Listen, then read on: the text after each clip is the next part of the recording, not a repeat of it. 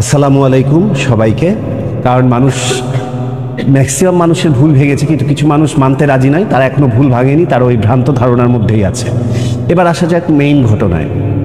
ঘটনাটি ছিল 25শে জুলাই।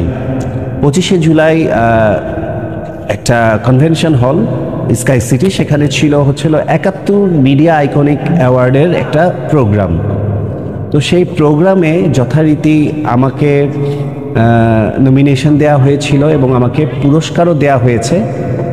তবে পুরস্কারটি ছিল যে মোস্ট স্টাইলিশ ফ্যাশন ডিরেক্টর বা কোরিওগ্রাফার, আপনারা যেটাই বুঝে নেন। মোস্ট স্টাইলিশ ফ্যাশন ডিরেক্টর বা কোরিওগ্রাফার বলতে আপনারা যেটা বোঝেন, মানে আমাকে কোরিওগ্রাফিতে আমাকে বাংলাদেশের যত কোরিওগ্রাফার আছে তাদের মাঝে সবচেয়ে স্টাইলিশ মনে করে তারা আমাকে পুরস্কারটি দিয়েছে। এবং আপনারা খুব ভালো করেই জানেন যে এটা একটা totally media related award programme, যেখানে চলচ্চিত্র, নাটক, মিউজিক এবং ফ্যাশন এই ক্যাটাগরিগুলোকে নিয়ে এবং বিভিন্ন দিলারা জামানের মতো গুণী গুণী ব্যক্তিদেরকে সম্মাননা দেওয়া হয়েছে এবং বেশ কিছু উদ্যোক্তাকে পুরস্কার দেওয়া হয়েছে। সম্পূর্ণই একটা মিডিয়া রিলেটেড প্রোগ্রাম, না এটা কোনো রিয়েলিটি শো, না এটা কোনো সুন্দরী প্রতিযোগিতা বা সুন্দর প্রতিযোগিতা, না সুদর্শন প্রতিযোগিতা, কিছুই না। তো আর এই ধরনের মিডিয়া কেন্দ্রিক এই নাচ গান, সিনেমা, ফিল্ম, নাটকের প্রোগ্রামে, ফ্যাশনের প্রোগ্রামে নাচ হয়, গান হয়, ফ্যাশন শো হয়। এবং আপনারা কোনোদিন কখনো কি শুনেছেন যে এই ধরনের মানে কালচারাল প্রোগ্রাম বা এই অ্যাওয়ার্ড সেরেমনিতে সুদর্শন পুরুষের কোনো ক্যাটাগরি থাকে? এই জায়গাটায় আসলে আমি ভুল না আপনারা ভুল। আপনারা কি করে এই ধরনের একটা মানে মূর্খের মতো বা বোকার মতো কথা বলছেন যে সুদর্শন পুরুষের অ্যাওয়ার্ড পেয়ে গেলেন আপনারা? তো ভালো কথা, পুরস্কার পেয়েছি আমি আবারও বলছি, মোস্ট স্টাইলিশ ফ্যাশন ডিরেক্টর। তো সেই পুরস্কারটিকে আমি যথারীতি গ্রহণ করলাম, পুরস্কার নিয়ে বাসায় চলেও আসলাম।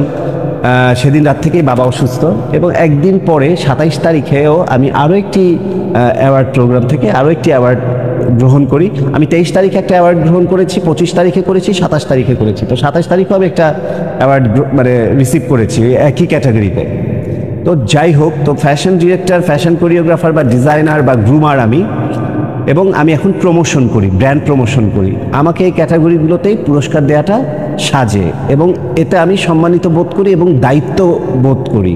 কিন্তু আমি নিজেও কখনো কোনো অবস্থাতে আমার এই বয়সে এসে বা আমার এই জার্নিতে এসে আমি কখনোই এটা এক্সপেক্ট করি না আমাকে সেরা সুদর্শন, সেরা টিনেজার, সেরা হ্যান্ডসাম বা সেরা মুখ যেটাকে বলে, আমি এই ক্যাটাগরিগুলো আমি নিজেই কখনো প্রত্যাশা করি না, কখনোই করি না।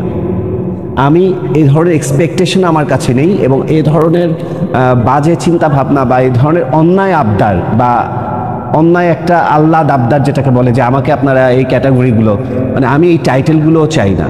আপনারা আমাকে অ্যাডলফ খান বলেছেন, আমার নামটাই আমার জন্য যথেষ্ট। আমার নামের সাথে যে পদবিগুলো, সে পদবিগুলো আমাকে বিব্রত করে, আমাকে বিভ্রান্তিতে ফেলে। আমি আমার যে জায়গাটুকু, আমার যে কাজের পরিধিটুকু, আমার যে জার্নিটা বা আমার যে স্ট্রাগল বা যুদ্ধটা, আমি আমার যে কাজটা, আমি সেই পদবি বা সেই কর্মপরিধি নিয়েই আমি অত্যন্ত খুশি এবং আল্লাহর কাছে সবসময়ই কৃতজ্ঞতা জানাই আমার বাবা মাকে এবং কৃতজ্ঞতা জানাই জনগণকে, যারা আমাকে এই জায়গাটায় এনে দিয়েছে।